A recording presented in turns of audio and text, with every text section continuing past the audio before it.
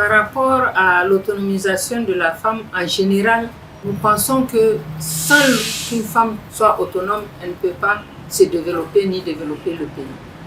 Ce qui fait que dans nos thématiques que nous développons au niveau du Centre des femmes victimes de la fissure génitale, nous avons comme action d'éducation prioritaire leur autonomisation économique, la prévention des risques, mais également la réintégration sociale accompagnée. À travers ces thématiques, ça permet à la femme d'être autonome sur le plan leadership, sur le plan économique, mais aussi sur le plan sanitaire. Parce que sanitaire, si la femme elle n'arrive pas à réguler ou à espacer ses naissances, elle ne peut pas parler d'autonomie. Nous, en tant qu'ONG, en tant qu'association, nous sommes en train d'évoluer pour aller vers la justice genre. La justice genre, ça veut dire c'est vraiment prendre en compte tous les droits de la femme. Si je commence, le premier droit, c'est aller à l'école. Inscrire les jeunes filles à l'école et les maintenir plus longtemps à l'école possible. Deuxièmement, il faut accéder aux soins de santé adaptés à la femme et imprimés, surtout au milieu rural. Et aller voir l'autonomisation. C'est vraiment réduire les inégalités qui sont un frein au développement.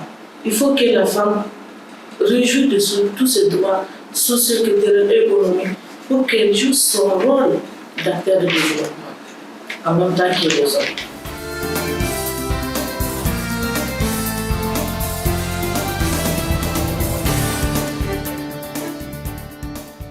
La situation de la jeune fille au Niger est loin d'être satisfaisante. Le droit à l'éducation n'est pas effectif pour ce qui est des enfants nigériens et encore moins lorsqu'il s'agit de la jeune fille nigérienne. On inscrit beaucoup les enfants à l'école, les filles à l'école, mais au bout d'un certain nombre d'années, elles sont retirées de l'école pour tellement de raisons, elles sont données en mariage pour les travaux ménagers, en fait, ce qui n'est pas normal. Il y a beaucoup de travail à faire à ce niveau.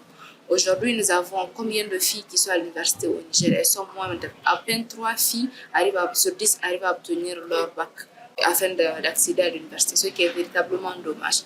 La situation de la jeune fille est loin d'être satisfaisante et pour cela, tout le monde doit mettre la main. Sur les papiers, on dit que la femme et l'homme ont le même droit au Niger. Mais quand on va dans la réalité, la femme n'a pas les mêmes droits que l'homme.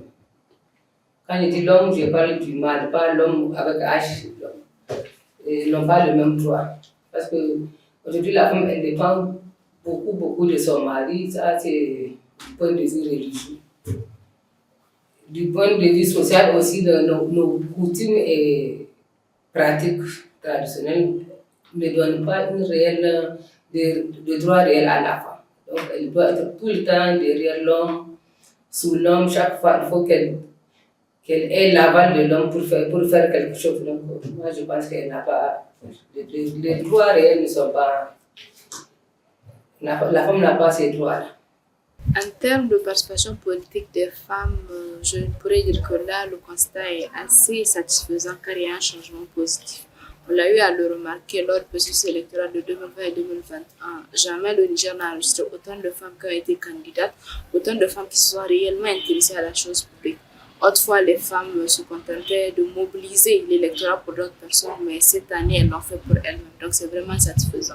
Moi, mon message, c'est à l'endroit de tout le monde, de toute la société.